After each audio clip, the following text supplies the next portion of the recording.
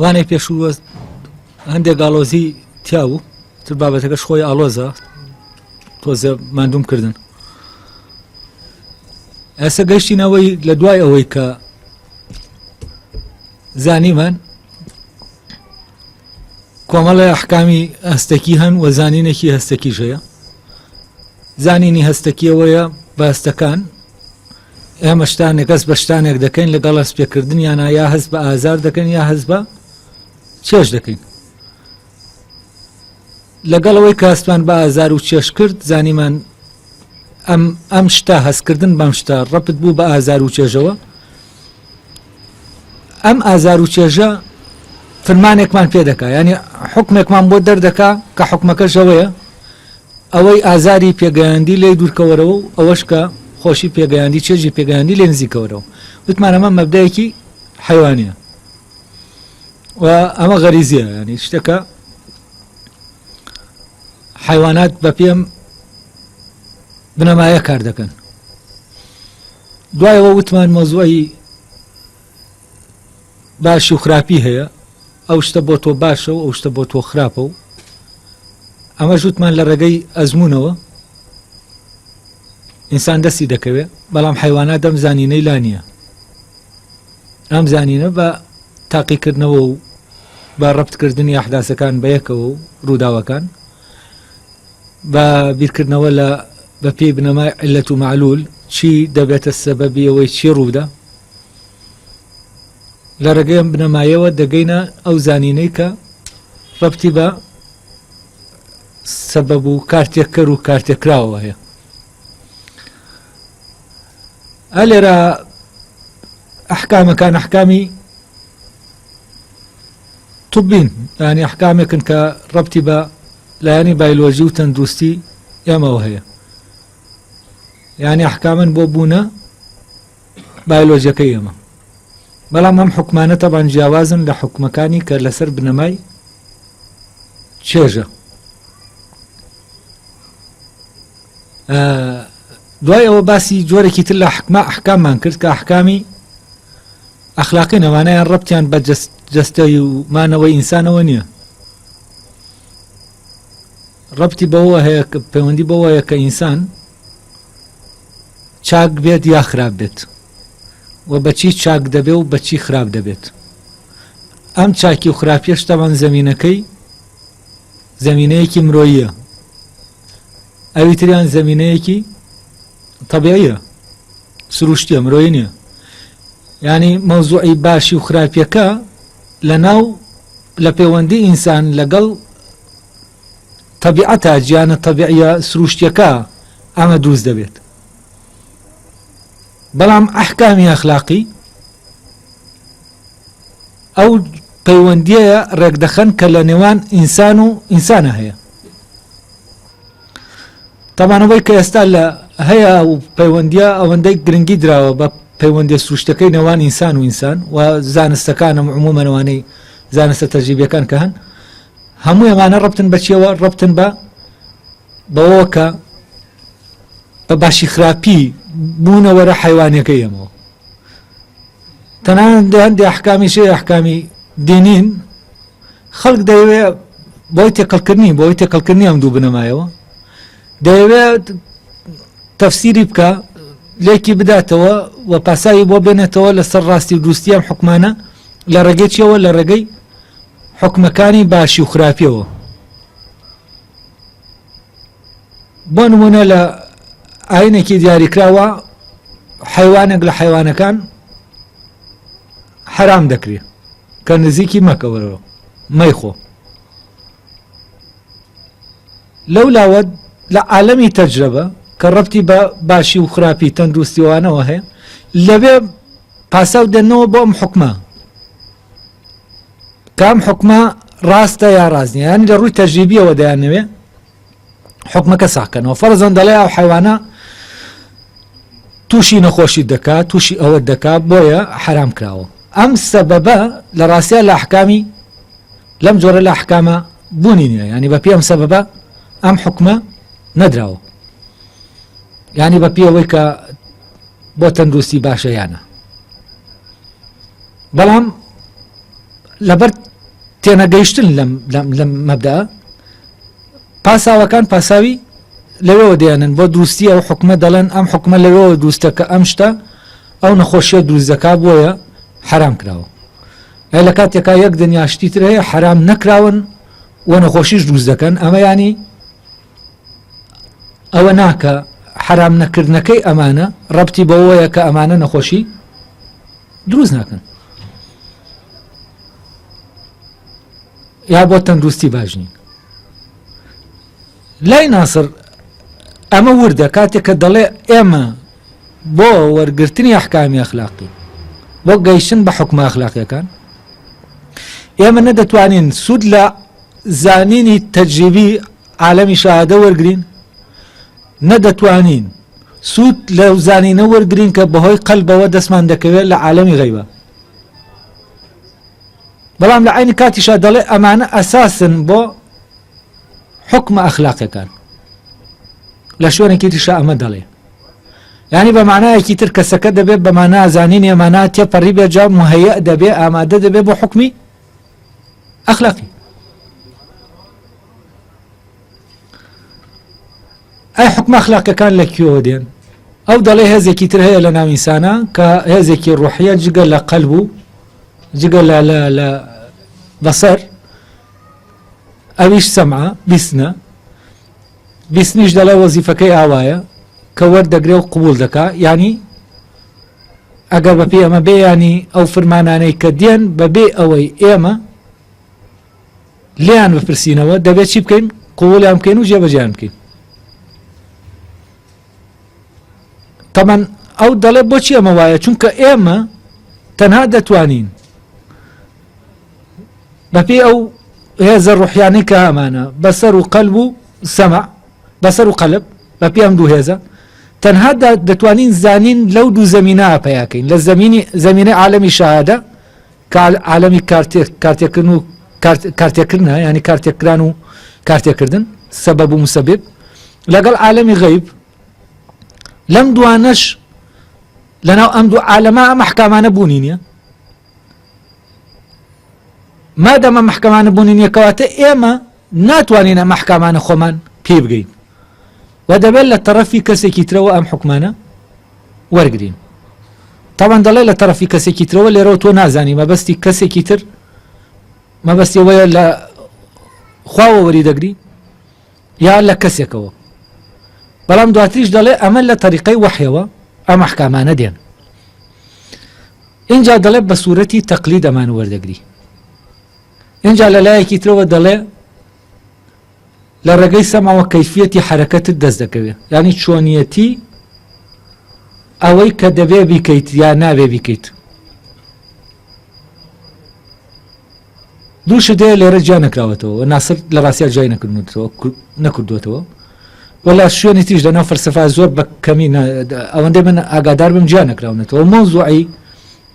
فرمانە لەگەڵ چۆنیەتی جێبەجێکردنی فرمانە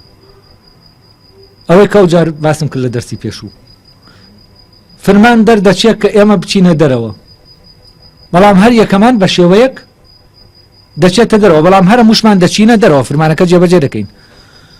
بەڵام هەر یەکەمان بە شێوەیەک جێبەجێ دەکەین شێوەی جێبەجێکردنەکە شتێکە و فرمانەکە شتێکە بۆ نمونە شتێک گەیە دەمانەوێت لە ڕێگەی کۆمەڵە مرەبعاتەوە کە شکلی خانوویەکیان هەیە ئەو یاری میکانۆیی کە بۆ نمونە منداڵ یاری پێ دەکە ئێمە دەتوانین بە چەند شێوازێک خانووی لێ دروستکەین فرمانەکە ئەوەیە دەڵێ کەسێک دەڵێ خانووەکە دروست بکەن بەڵام هەر یەکە بە چۆنیەتێک دروستی دەکە کەواتە چۆنیەتی جیاوازە لە چی لە فرمانەکە خۆی کاتێ ناسر دەڵێ لە ڕێگەی سەمعەوە کەیفیەتی حرەکەت وەردەگرین یانی چی یانی چۆنیەتی فرمانەکە لە ڕێگەی چیەوە وەردەگرین لە ڕێگەی سەمع و وەحیەوە یانی چی بکەم و چی نەکەم ئەمە فرمانەکەیە بەڵام چۆن بیکەم ئەمە شتێکی ترە فەرەزەن بۆ نمونە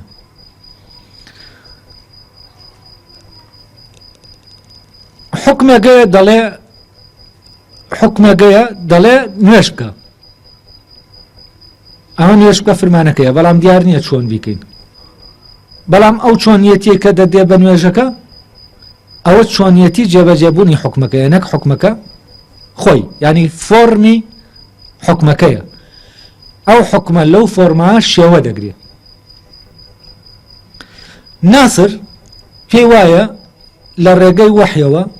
هەموو ئەو چۆنیەتی و فرمانانە بۆ ئێمە دێن هەن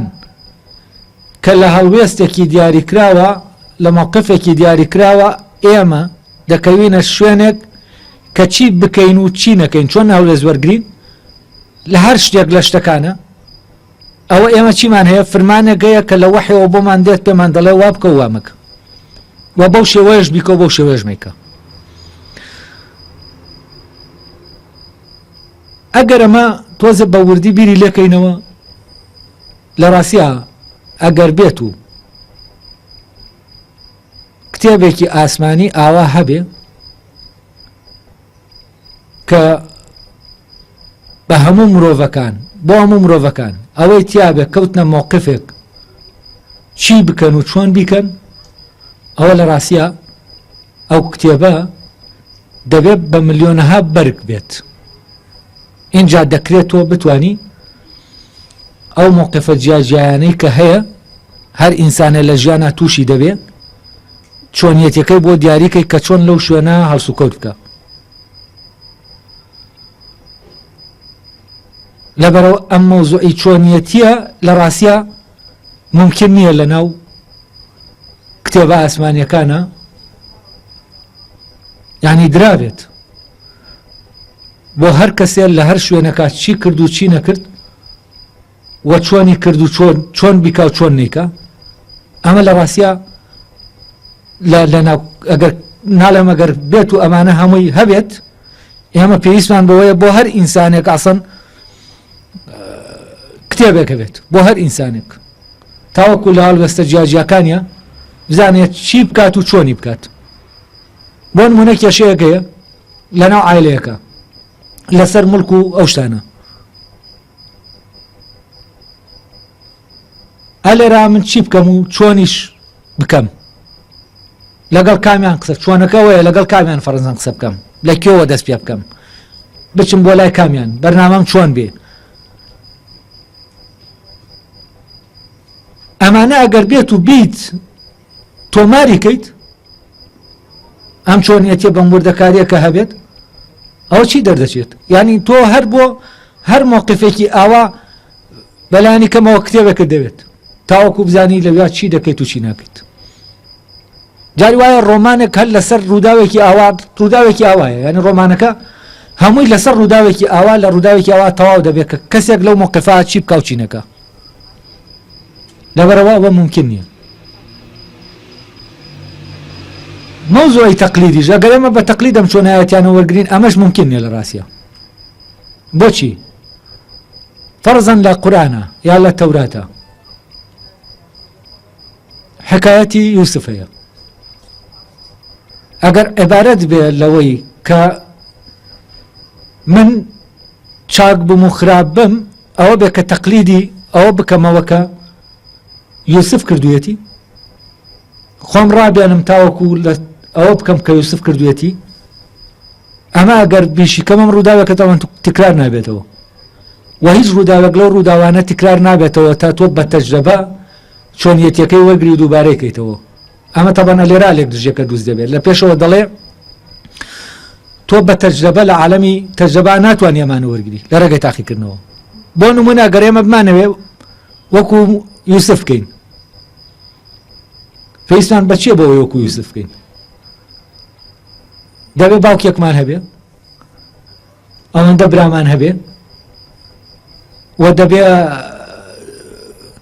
زمانی قافڵە و ئەو شتانە بێت و یەکێک دەبێ بمان خاتە ناو بیرەکەەوە، لە بیرەکەیەک دەرمان بێنن،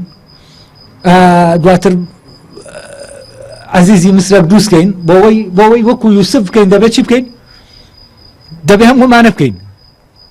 دێ ئەمانە تەنها لە چیا ممکنن؟ لە ڕاستیە تەنها لە تەمسیلێکا ممکنن کە دەکرێت بۆ سیرکردن. ئەوە مۆزوعی ئەوەی دەبێت و چۆنیەتی بوونەکەی لە ڕاستیە ئینسان نایزانێ.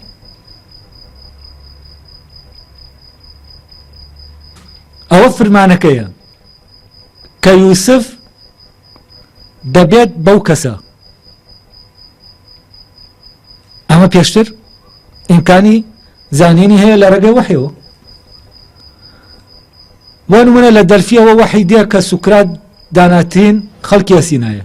بەڵام چۆن ئەم چۆنە دیار نییە.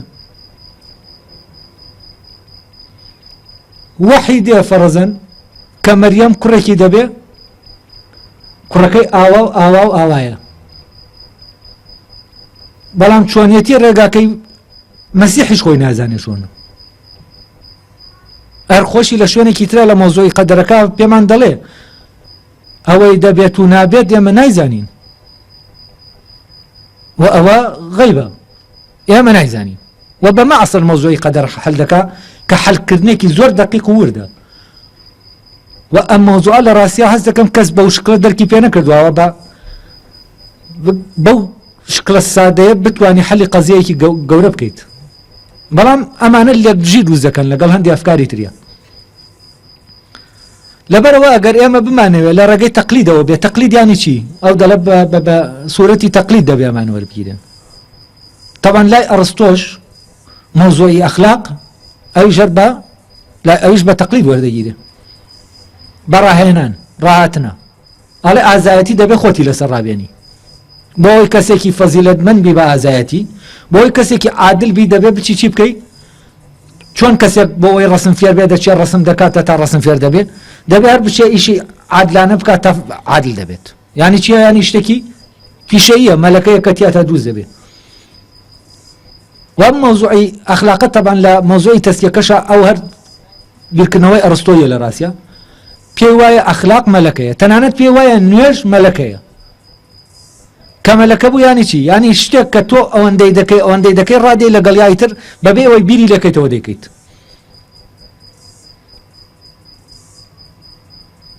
یعنی تەقلیدە.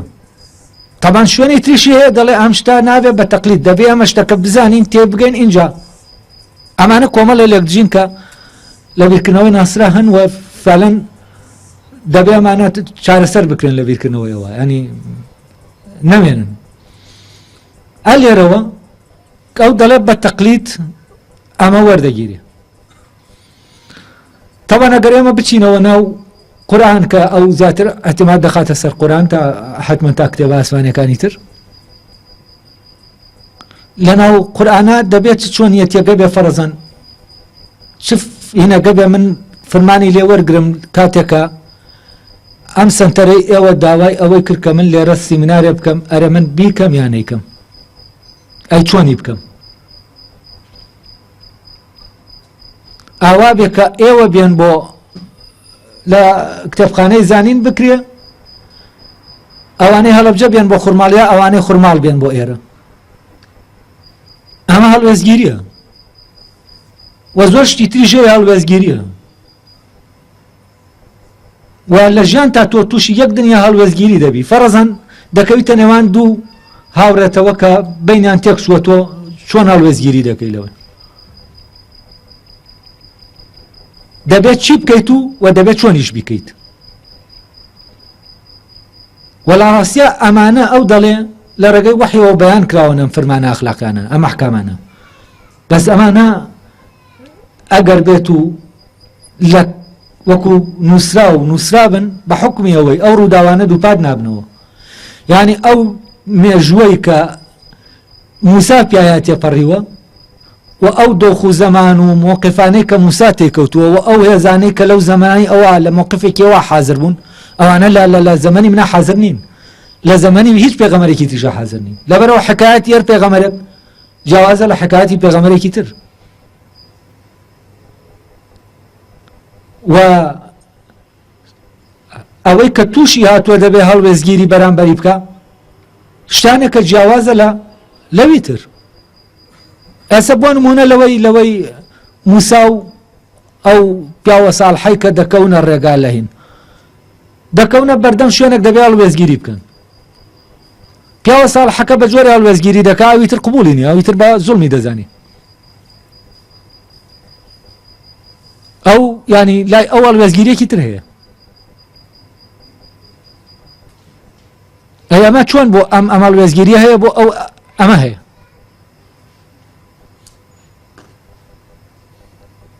و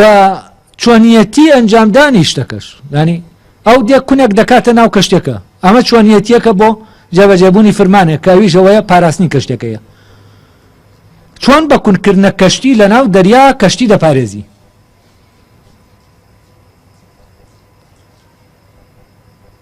تاوان چۆنەکە دەزانێ فرمانەکە لە ڕێگەی چۆنەکەەوە ڕۆشن دەبێتەوە دواتر دەبێت سەبر بگرن هەتا دەردەکەوێت ئەم کونە بۆچی کراوەتە ئەم کەشتیەوە ئەوەیە دەچنە ئەو بەرپاشایەکەی هەر کەشتێک ساغ بێ ئەو دەیبات ئەم کەشتە دەپارێزێ ساغ نییە یعنی لە دزین لەوەی کە زەوتی کا ئەو پاشایە زەوت ناکرێ بۆچی چونکە نەقسێکی تیا دروست کردووە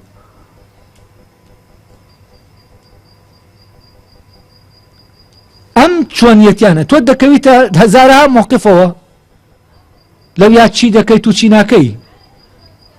یعنی معلوماتێکەکەی زانی نەگەی ئەمە بۆ بگەڕێنەوە تا بزانین لەو یا چی بکەین و چی نەکەی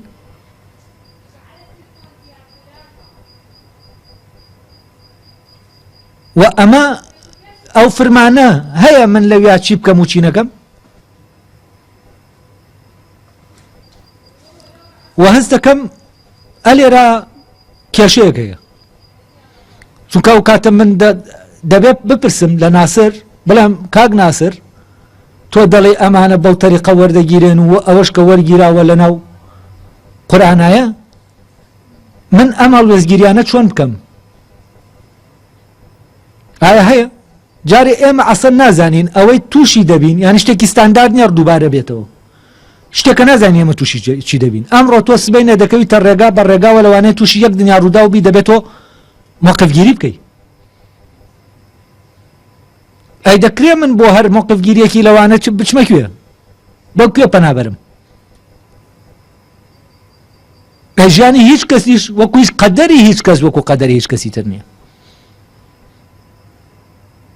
من دەچم بۆ فلانە وڵات تۆش دەچی بۆ فلانە وڵات هەر یەکە لە ئێمە دەچێت بەڵام ئەو شتانەی تووشی من دەبن تووشی تۆ نابن لەبەرەوە ئەو هەڵوێزگیریەی من لەویا دەیکەم مۆزەعگیریە وەکو ناسر دەڵێ لەویا دەیکەم ڕەبتە بەوەی کە لە دەوروبەرەکە هەیە ناتوانم بۆ هەڵوێزگیریەک بڵێم ئەمە زانینەکەیە پێم دەڵێ ئەگەر کەوتیتە ئەو شوێنە فلانە شت بکە و فلانە شت مەکە و ئاواشی بکە و ئاواشی مەکە و هیچ چیش ئەوەی کە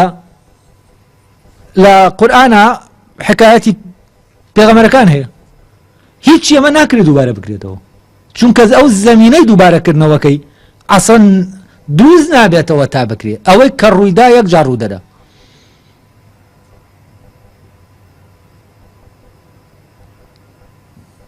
یعنی بەو شێوازە کە هەیە بەو هێزوو توانایەوە بە حازربوونی ئەو هێزانەی کە لەوێ حازر دەبن ئەو ڕووداوە دروست دەکەن ئەو ڕووداوە جارێکی تر بەو شکڵە ڕوو ناداتەوە لەبەرەوە ئێمە تووشی زەمینەیەکی ئاوا نابین زروفێکی ئاوا نابینەوە کە لەوانی ترا هەیە کەواتە پێویستیشمان بە چییە بە مۆزەعگیریەکی ترە بە چی بکەم و چی نەکەمێکی ترە یعنی بە فرمانێکی جیاوازە لەو فرمانەی کە هەیە باشان فرمانە لەکوێ وەردەگرین تەمان ئەم فرمانانە لە بەنسبەت فەلسەفەوە بۆ نمونە لای کانت لەوێ کانت و ناسر هاوبەشن کە دەڵێن ئەمانە بە شکلێکی تەرژیبی ئێمە دەستمان ناکەوێت ئەحکامی ئەخلاقی کانت دەڵێ ئەمانە پێش تەرژیبین ئەپیرۆرین یعنی شتانێکی تەرجەبەکراونین لە تەرجەبا ئێمە بۆمان دەرکەوتووە چاکە مادام بەم دەرکەوتووە چاکە بابیکەم وەکەوەی دەرمانێک کەسێک خواردوویەتی چاکە بۆ جسمی با منیش ئەمانە تەنها لە عالەمی مادیە ئەم تەرجەبە هەیە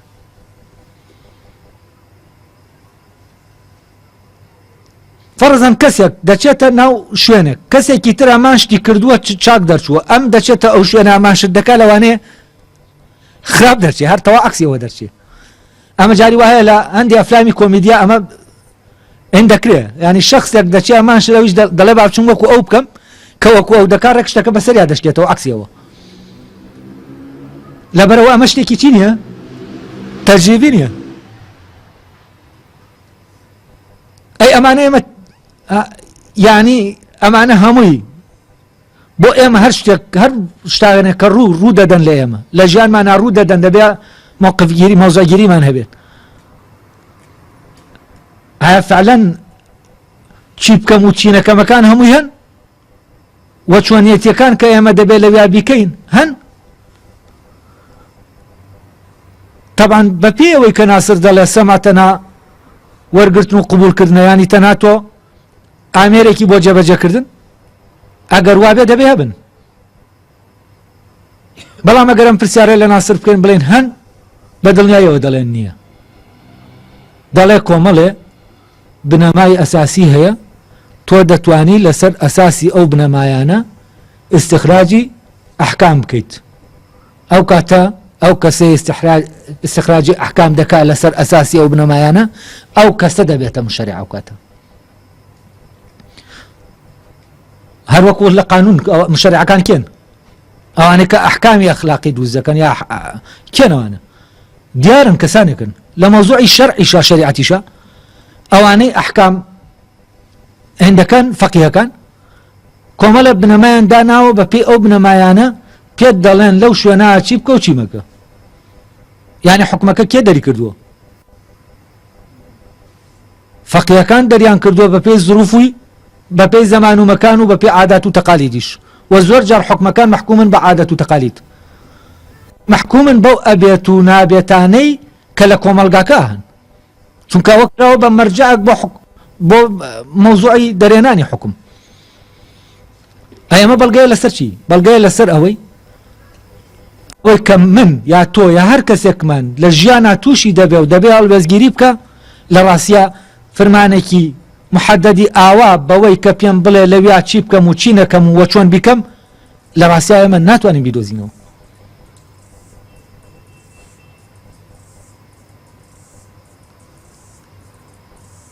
بەڵام دەڵێ چی کۆمەڵێ بنەما هەیە طبعا زانی چی هەیە ئێمە بۆ نمونە لە حکایەتی یوسفە چیرۆکی یوسف کاتێ لە سەرەتای چیرۆکەکەوە یوسفە خەوێکی بینیوە ئیتر لەوێەوە ڕووداوەکان دەست پێ دەکەن کۆمەڵە برای چەند برایەکی هەیە حەسوودین بەرامبەری باوکیشی دەیەوێت بیپارێزێت لە حەسوودیەوان بەڵام هەر خۆی دەبێتە سەبەبی ئەوەی کە بیداتە دەستیان و حەسوودیەکە کاری خۆی بکە یوسف بخەنە ناو بیرێکەوە چی لێرە هەیە هەر لە خەوەکە خۆی لە ناو خەوەکە فرمانەکە هەیە ئەم فرمانە فرمانی بوونی یوسفە بەوەی کە دەبێ ببێت بەڵام چۆن دەبێت بە کام ڕێگا دەڕوە ئەمە هەر لە یوسفیش خۆی نەیزانیوە ئەوە دواتر ڕووی داوە اینجا قورآن بۆ ئێمەی دەگێڕێتەوە یعنی ڕووی داوە شتەکە و ئەمە نازاندێ بەڵام لە بیرەکە دەڵێ ئێمە ئاگادارمان کردەوە کە لە ئەمان نابێ ئەلێرا هێزێکگەیە لە ناو یوسفە ئەو هەستی پێدەکا و ئەمانی دەداتی بەڵام لە عینی کاتیشا چۆنیەتی و بووینەکان نین بەعەکسەوە لە شوێنەکە لەو شوێنەی کە یوسف بە ئاینەکان دەڵێت دەیەوێت ڕێگایەک بەکار بێنێ بۆ ئەوەی بگات بەوەی کە دەبێ ببێت و خۆی دەستکاری شتەکان دەکات لە جاتی ئەوەی لێگەڕێ بۆ ئەوەی دەبێ ببێت وەژ نابێت نەبێت ئەویش ئەوەیە کە بە ئەو دوو ڕەفیقەی کە لە سژنا هەن پیان دەڵێ بە عەزیزی مسر بڵێن ئای لەسەرەوە دەمێنێتەوە چونکە هیچ تاکو کاتی ڕوودانی ئەو ڕووداوە نەهاتووە دەبێ ئامادەکاریە گەیە قەدەرە گەیە دەبێ ئیشکاوە ئەمە مەهانگێ دروستکە هاویژەوەی دەبێ عەزیزی میسر خەوەکە ببینێت تاوەکو ئەمە ڕوو بدە و ئەمانە لە زمنی ئەوانن کە ئێمە نایانزانین بەڵام فرمانەکە دەکرێ بزاندێ فەرەزەن فرمانی ئەوەی کە عیسا دەبێتە پێغەمبەر وە کۆمەڵە شدەیە دەیکات وەکو ئەوەی کە مردوو زیندوو دەکاتەوە وەکو ئەوەی کە نەخۆش شارە سەر دەکا ئەمە فرمانەکە بە مەریەم دەوترێ وحی بۆ مەریەم دەکرێ کە کوڕێکی دەبێ کوڕەکەی دەبێتە پێغەمبەر و ئەمانە دەکا تەمانەم جۆرە لە وحی لە یۆنانیشا دەلفی هەبووە بۆ نمونەوەی ئۆدیب کە بە پاشاکە دەوتێ کوڕەکەت دەبێت و کوڕەکەت تۆ دەکوژێت و ژنەکە دەهێنێ ئەمە فرمانی بوونە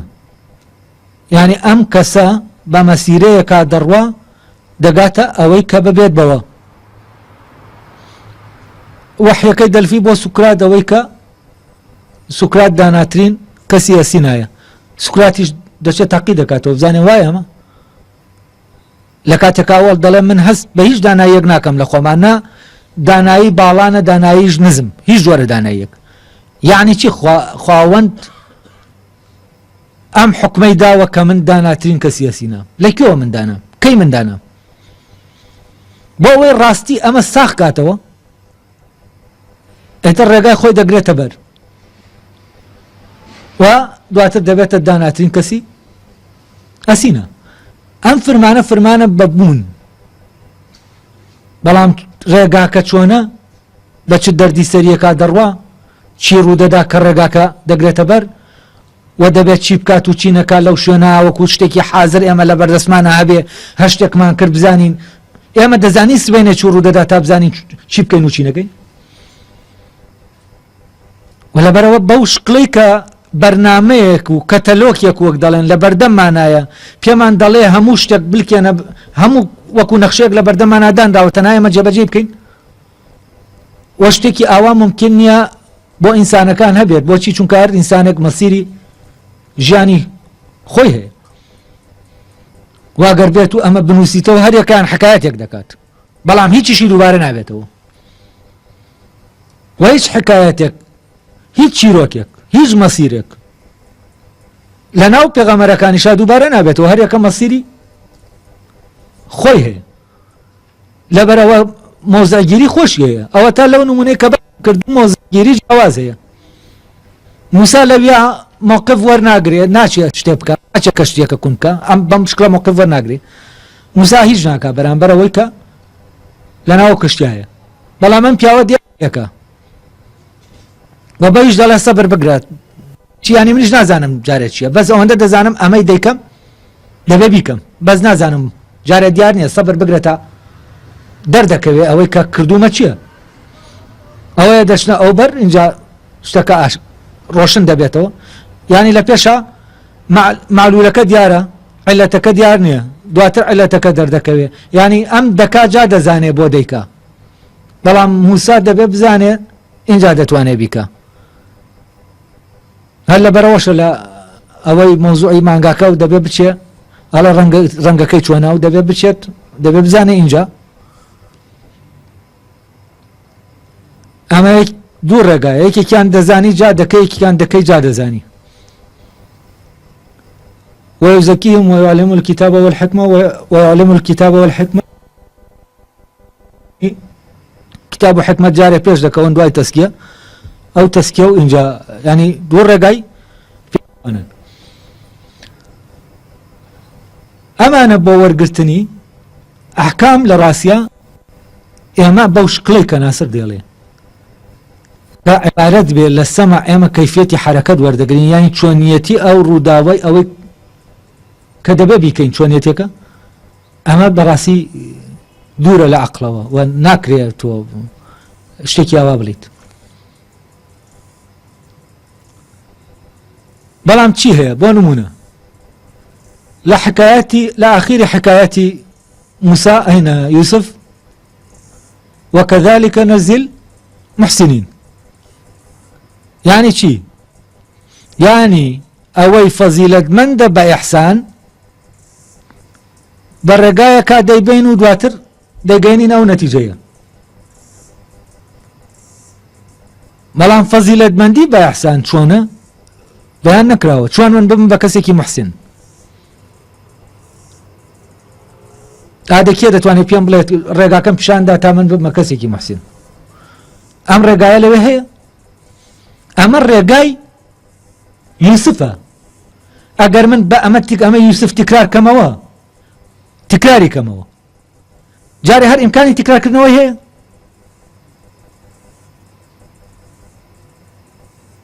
ممكن او يوسف تكرار بيته ولا كسيكي ترى جاني وكو جاني يوسف همان نسخة يوسف همان دروبر ام چوانيتيانا دا غورين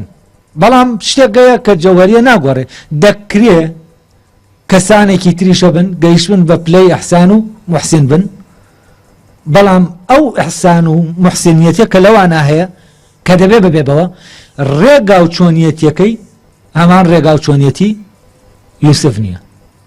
يعني هو موقفاني لجياناتي دكبي او بيا دروا همان اوانيا بلام اگر يوسف بينينا ايرا او يجبرينا اوي ام يوسف همان اوشتدكا كأم لرديكا اي جمان اوشتدكا كأو لرديكا يعني ام دبي بو او دبي بو ليرا فرمانيكا شوانيتي جوازة فرضا تقوى متقي كسك متقي دبيت آواي ليدي أمانة شتانة قيل لما أقر آوابوي آوا دبي طبعا ما هر وكو علة معلول وايا بلام ياساك فيزيكي نية أقر آوابوي آوا دبي وكذلك طبعا جزاك ديار نية دلا آوا جزاي ددينو پاداشتی ددينو يعني شتكي دياري كراوني بلا أو پاداشتكيتي بس أويا كدقاتا آمانجكي خوي كأويا دواتر براكاني دينو نتيجة كأوي كحق الروشن دبيته أوي كدرو بطالة شي دبيت بوش دبيته يعني اللي راح حق أشكرا دبيت أوي حقا ألو شو نايتر زميني أشكرا بونكي دبيتو أشكرا دبيت يعني اللي راح مسيرة كيبو أوي حقا أشكرا بيت بلام أمر رقايا شوانا بكوا دروا ناڕەحەتیەکانی كاني شوانا عذاب كاني شوانا بورد ودقيق كوا تصور دكري هيا لراسيا بمش شوية نيا وكسيش هيش تكيش نيا يعني هيش كسيك ناتواني هيش مشاريع ناتواني تشيع بك اگر تشيعش بك اواوكو كديكن بو همو انساني كتوشي چي دبي توشي چي نبي نقره كومالاش ده لناو جيانا دقورن امانتو موقف گیری چون دکه لباره امانه گوراون كواتشتي كتير هي اصلي فرمانك وانسان دبي تمسك كابو فرمانك ونك شون يديك وحتما لو فرمانك كاتيكتو بيوي بيوزبي شون يديك شوي بوشكلا ديتا بردمتو و بوشون يتيا فرمانك وديدت وهو حقا اشكال دبي من اللي راه مشكالهم هبو لقل او تصوري ناسرة چونك اگر ملاحظتان کرد بلا شويني تراو هرگيز لقل تقليدنيا بلام ليرة دلت دبي بتقليد يعني ببي بيركدنوات وببي وي بزاني امتشيا يكسر بيستو قبولي كيتو جابجيكي وكو شون اميرك شتك جابجيدكا بلام هیچ فرمانێکی دقیقی ئاوامان نییە لە مووقفگیریەکی دیاریکراوە کە پێمان بۆ نمونە ئێستاش جەنگەکەیە ئەو جەنگەی کە ئێستا تووشمان بووە باشە من چۆن مووقفگیری بکەم بچم یان نەچم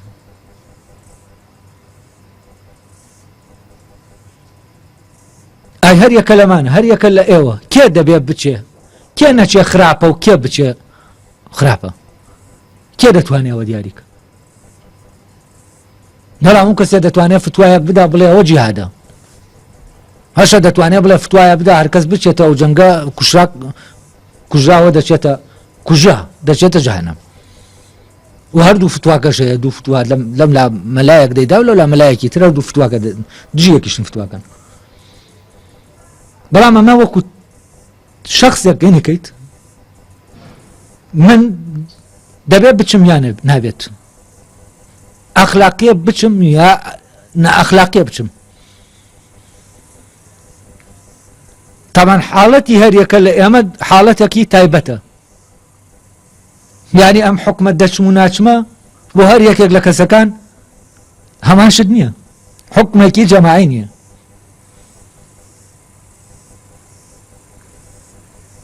ئەمانە چۆن وەردەگیرێن هەر بە یەکێن ئەوەی لەگەڵ ما بوو فتوا بدەمەوە ئاوا و ئیتر ئەمە تەواو لە کاتێکا تۆ دەزانی لە یەک کاتیشە دەکرێت دوو فتوای دژە بێ معقولە حەقیقەت ئاوا دژی خۆی بێت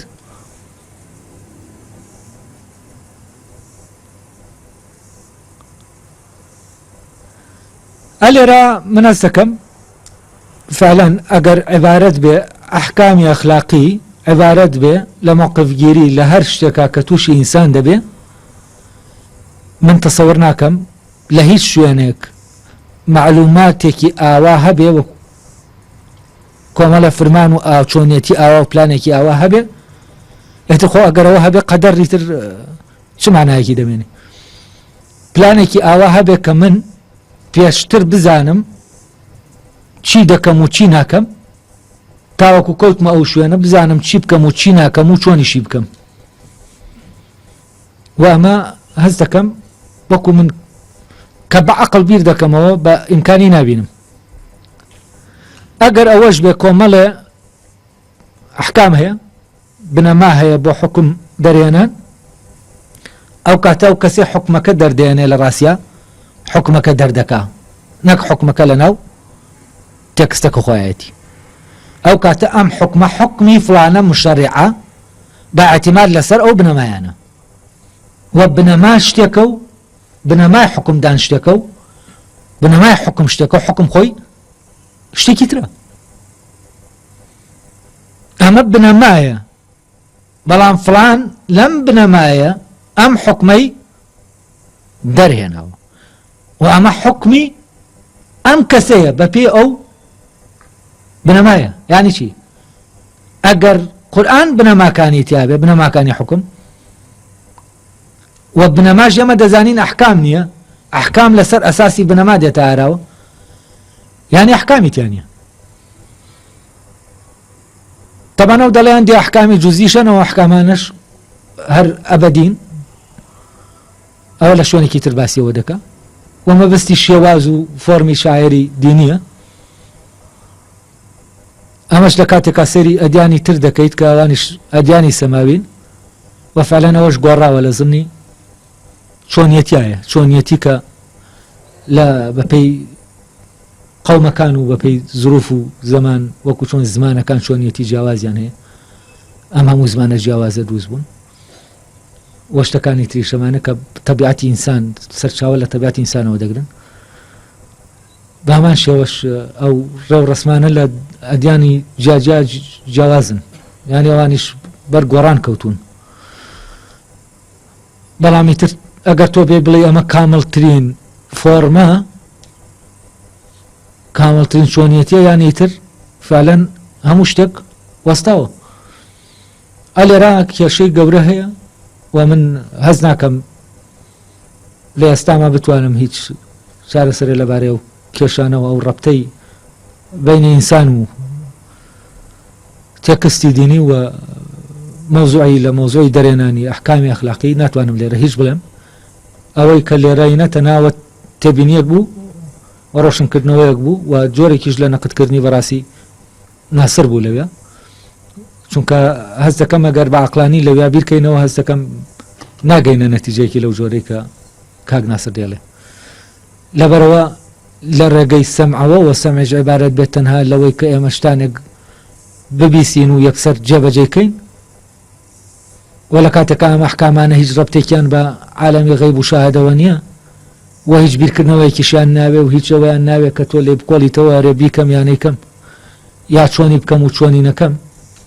و پێشت بڵێت چۆنی بکەیت بیکە و چۆنیشی بکەیت. ئەمە تەبەن لەوانەیە بۆ شاعرە دینیەکان کە کردنەکە و چۆنیەتی کردنەکە زۆر دیاری کراوە و ئاوا نوێش بکە و ئاوا حەج بکە و ئاوا، بەڵام بۆ ژیانی ڕاستەقینەی یاشا ژیانی کۆمەڵایەتی ئێمە ئەو ژیانێک کە تایە دەژین ڕۆژانە، ئایا چاک بین بەرامبەر یەکتر یا خراپ بین لە بازاڕە، لە فلانە شوێنە، لە فیسار شوێنە، لە سەفەرێکە،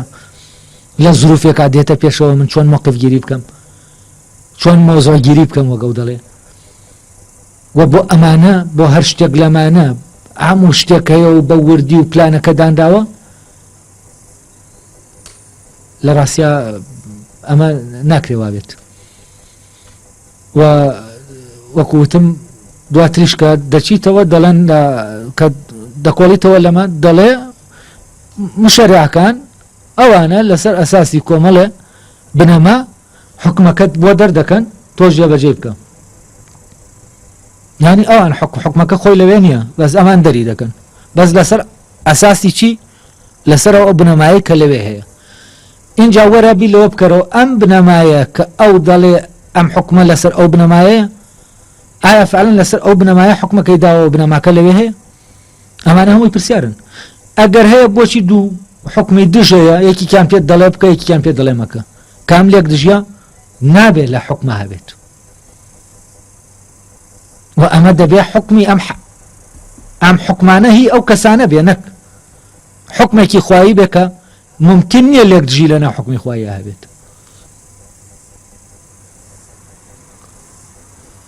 لەبەرەوە لەویا منەز دەکەم لەوانەیە ئەحکامی ئەخلاقی بە سەمع وەرگیرێن، و بەڵام بەو شێوازە کە ناسر دەڵێ بە تەقلید هەست دەکەم ئەلێرا کێشە هەیە. طبعا لای کانت ئەم حکمە ئەخلاقیانە